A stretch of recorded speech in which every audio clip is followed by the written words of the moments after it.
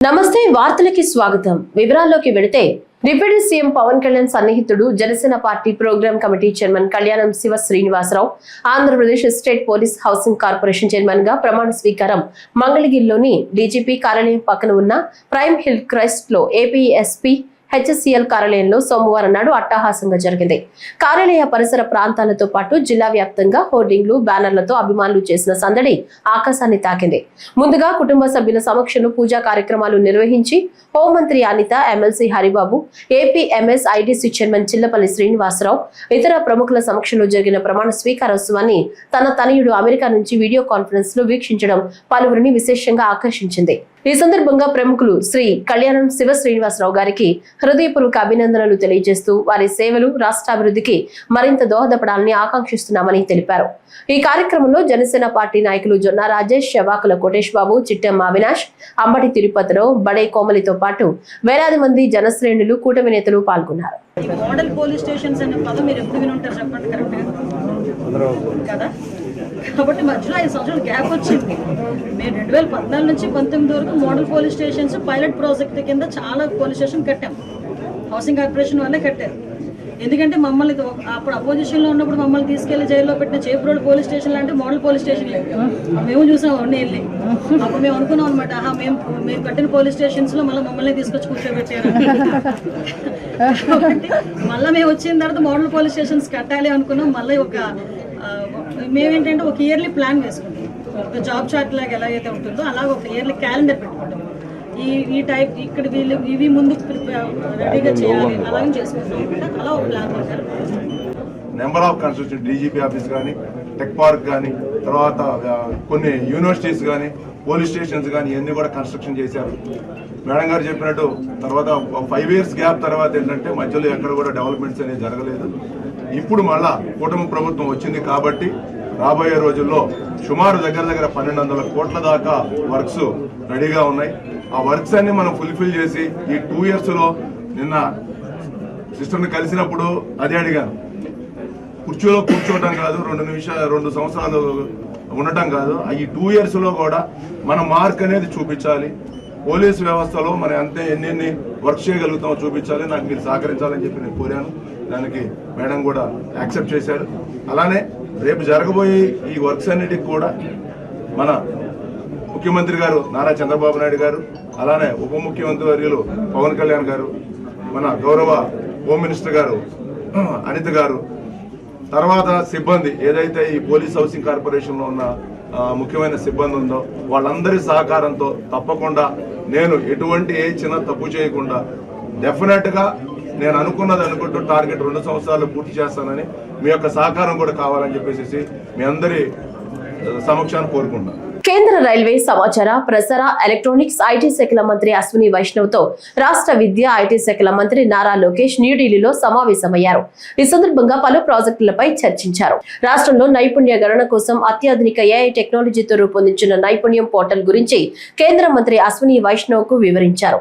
మంగళగిరిలో నిర్వహించిన pilot project, అందులో ఎదుర్కొన్న సమస్యలు అధిగమించడానికి ఏఐ ఆధారిత ఇంటర్వ్యూ విధానం తీసుకొచ్చామని వివరించారు. త్వరలో రాష్ట్ర వ్యాప్తంగా నిర్వహించే నైపుణ్య గణనకు కేంద్ర సహాయం కావాలని లోకేష్ కోరారు. దీనికి కేంద్ర మంత్రి అశ్విని వైష్ణవ్ సానుకూలంగా స్పందించారు. రాష్ట్రంలో యువ పారిశ్రామికవేత్తలు, ఔత్సాహిక వ్యవస్థాపకులకు అద్భుతమైన వేదికగా ఏర్పాటు చేసిన రతన్ టాటా ఇన్నోవేషన్ హబ్ కు మైజీ స్టార్టప్ హబ్ మద్దతుగా నిలవాలని విజ్ఞప్తి చేశారు. మంత్రి లోకేష్ వెంట కేంద్ర మంత్రి రామ్మోహన్ నాయుడు, కేంద్ర సహాయ మంత్రి పెమ్మసాని చంద్రశేఖర్, ఎంపీలు ఉన్నారు.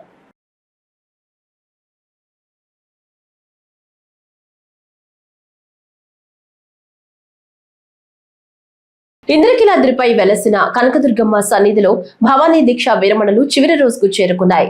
దీక్ష విరమించేందుకు పెద్ద ఎత్తున భవానీలు ఇంద్రకీలాద్రికి తరలివచ్చారు. దీంతో కనుచూపు మేరకు ఎర్రటి దుస్తుల్లో భవానీలు నిండిపోయారు. వారాంతం కావడంతో భవానీలు పెద్ద సంఖ్యలో దుర్గమ్మ సన్నిధికి తరలి వచ్చారు. దీంతో జై దుర్గా, జై జై దుర్గా నామస్మరణతో ఇంద్రకీలాద్రి మారుమ్రోగింది. తెల్లవారుజాము నుంచే భవానీలు విజయవాడకు తరలి వచ్చి అమ్మను దర్శించుకుని దీక్షను విరమిస్తున్నారు. ముందుగా గిరి ప్రదక్షిణ చేసుకుని ఆపై అమ్మ దర్శనం కోసం క్యూ లైన్లో భవానీలు వేచి ఉన్నారు. దుర్గమ్మ దర్శనం పూర్తి చేసుకున్న తర్వాత కొండ దిగువకు చేరుకుని ఇరుముడులు సమర్పిస్తున్నారు. ఇక ఇక భవానీల కోసం ఆలయ అధికారులు ప్రత్యేక ఏర్పాట్లు చేశారు. భవానీ భక్తులు ఇరుముడులు సమర్పించేందుకు ప్రత్యేక కౌంటర్లు, కేశఖండనశాల, ఘాట్లలో షవర్ బాతులు, లడ్డూ ప్రసాదాల కౌంటర్లు, 3 హోమగుండాలను అధికారులు ఏర్పాటు చేశారు.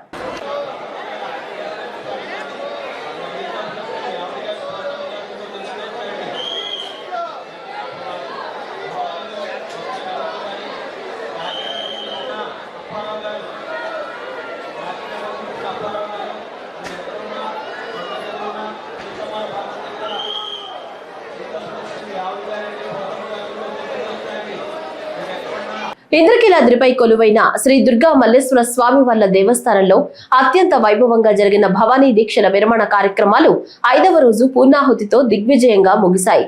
శాస్త్రోక్తంగా నిర్వహించిన ఈ కార్యక్రమాలతో కృష్ణమ్మ ఒడిలో ఆధ్యాత్మిక శోభ వెల్లివిరిసింది.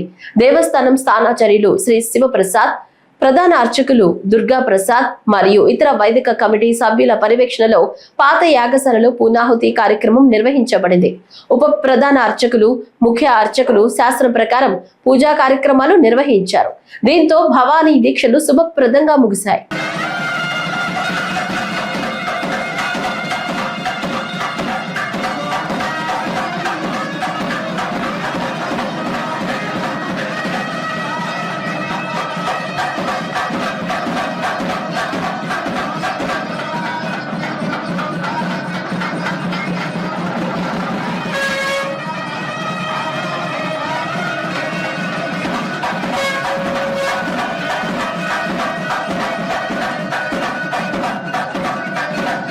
ప్రజా సమస్యల పరిష్కార వేదిక కార్యక్రమంలో వచ్చే ప్రతి అర్జీని సకాలంలో పరిష్కరించేలా చర్యలు తీసుకుంటున్నామని జిల్లా కలెక్టర్ ఓ ఆనంద్ తెలిపారు. అనంతపురం కలెక్టర్ కార్యాలయంలో నిర్వహించిన ప్రజా సమస్యల పరిష్కార వేదిక కార్యక్రమంలో ఆయన పాల్గొని అర్జీలను స్వీకరించారు. ఈ సందర్భంగా మాట్లాడుతూ అర్జీదారుల నుంచి స్వీకరించిన అర్జీలను అధికారులు నిర్దేశించిన గడువు లోపల సకాలంలో సమస్యలను పరిష్కరిస్తున్నారని తెలిపారు. ప్రధాని మోదీ సంకల్పించిన వికసిత్ భారత కళ నెరవేరాలని శ్రీవారిని కోరుకున్నట్లు ఉత్తరాఖండ్ సీఎం పుష్కర్ సింగ్ ధామీ అన్నారు. తిరుమల శ్రీవారిని కుటుంబ సభ్యులతో కలిసి దర్శించుకుని మొక్కులు చెల్లించుకున్నారు. దర్శనం అనంతరం ఆలయంలోని రంగనాయకుల మండపంలో వేద పండితులు వేద ఆశీర్వచనం అందించగా అదనపు ఈవ వెంకయ్య చౌదరి శ్రీవారి తీర్థ ప్రసాదాలు అందజేసి పట్టు వస్త్రంతో సత్కరించారు. అనంతరం ఆలయ వెలుపల ఉత్తరాఖండ్ సీఎం మాట్లాడుతూ వెంకటేశ్వర స్వామివారి దర్శనం చాలా బాగా జరిగిందని, భారతదేశం విశ్వగురువుగా నిలవాలని ప్రార్థించినట్లు తెలిపారు. अपनी पार्टी के यात्रा जो अटल और मोदी जी के सुशासन पर पूरे आंध्र प्रदेश के अंदर निकल रही है, उस यात्रा में सम्मिलित होने आया था और मेरा सौभाग्य, भगवान की कृपा है कि मुझे वेंकटेश्वर भगवान का भी दर्शन करने का सौभाग्य प्राप्त हुआ है।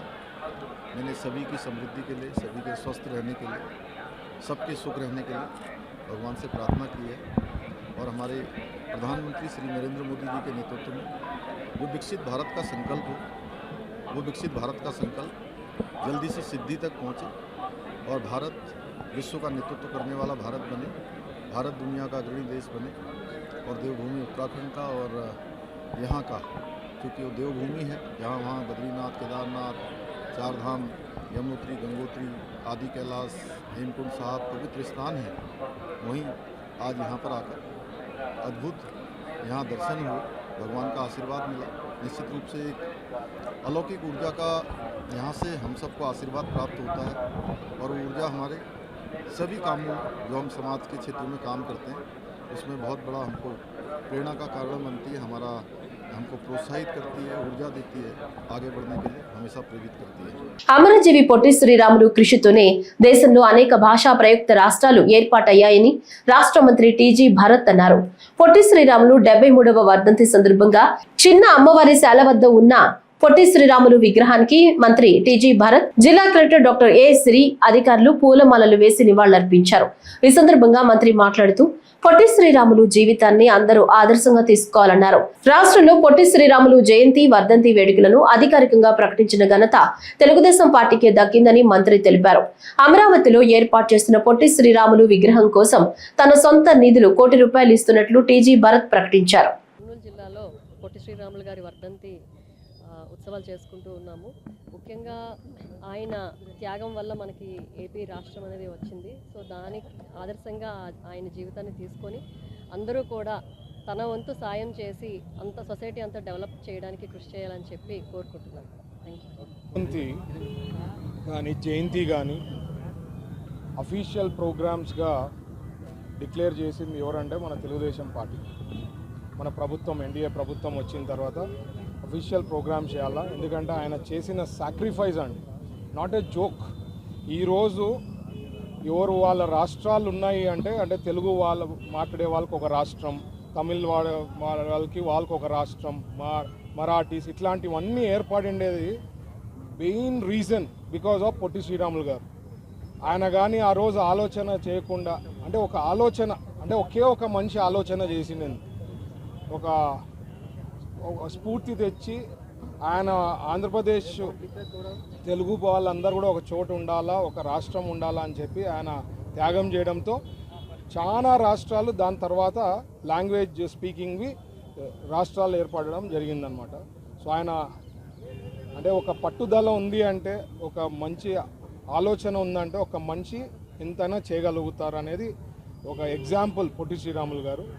అదే కాకుండా సోమిశెట్టి వెంకటేశ్వర గారు చెప్పినట్లు ఆల్రెడీ అమరావతిలో మనకి 5 acres పైన ల్యాండ్ ఇవ్వడం జరిగిందండి గవర్నమెంట్ తరఫున.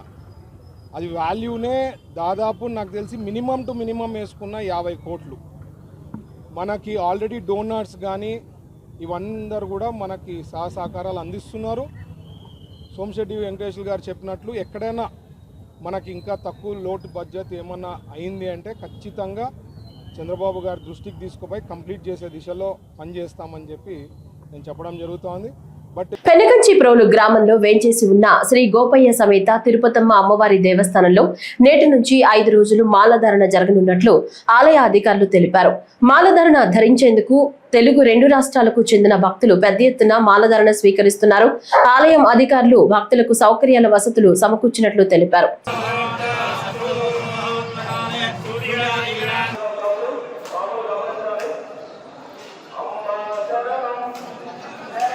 పెనుగంచిప్రోలు గ్రామము మరియు మండలంలో వేంచేసి ఉన్నటువంటి శ్రీ గోపయార్య సమేత శ్రీ తిరుపతమ్మ అమ్మవారి యొక్క మరి మాలాధారణ కార్యక్రమం మండల దీక్షలు మొదలయ్యాయి.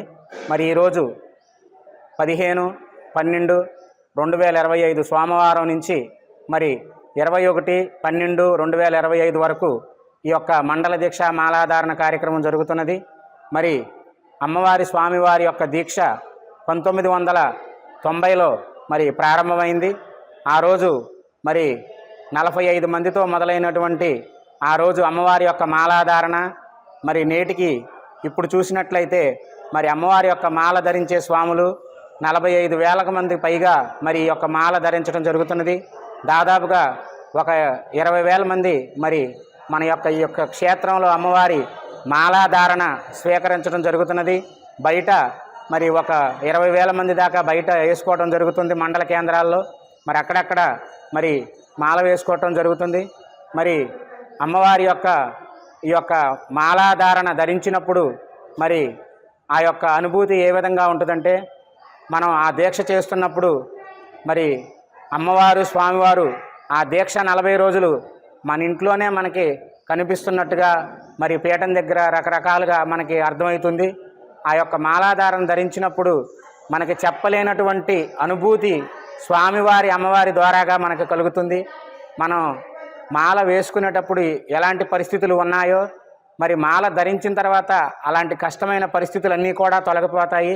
మరి అటువంటి మహత్యం కలిగినటువంటి శ్రీ గోపయార్య సమేత శ్రీ తిరుపతమ్మ అమ్మవారి యొక్క మాలాధారణకి అంత గొప్ప విశిష్టత ఉంది. మరి గత 3 ఏళ్లుగా పెండింగ్ లో ఉన్న కానిస్టేబుల్స్ రిక్రూట్మెంట్ ఎట్టకేలకు మోక్షం లభించడం పట్ల నూతనంగా కానిస్టేబుల్స్ గా ఎంపికైన వారు ఎంతో ఆనందం వ్యక్తం చేస్తున్నారు. కూటమి ప్రభుత్వం అధికారంలోకి వచ్చిన తర్వాత మా జీవితాల్లో వెలుగులు నింపారని, ఇది ముమ్మాటికి సీఎం చంద్రబాబు నాయుడు చలవ వల్లే సాధ్యమైందని అన్నారు. కొత్తగా కానిస్టేబుల్స్ గా ఎంపికైన అభ్యర్థులకు శ్రీకాకుళం జిల్లా నుంచి 29 బస్సులు వేసి సోమవారం ఉదయం అమరావతి దగ్గరలో ఉన్న మంగళగిరి పోలీస్ మైదానానికి తీసుకుని వెళుతున్నామని శ్రీకాకుళం జిల్లా అదనపు ఎస్పీ పి శ్రీనివాసరావు చెప్పారు.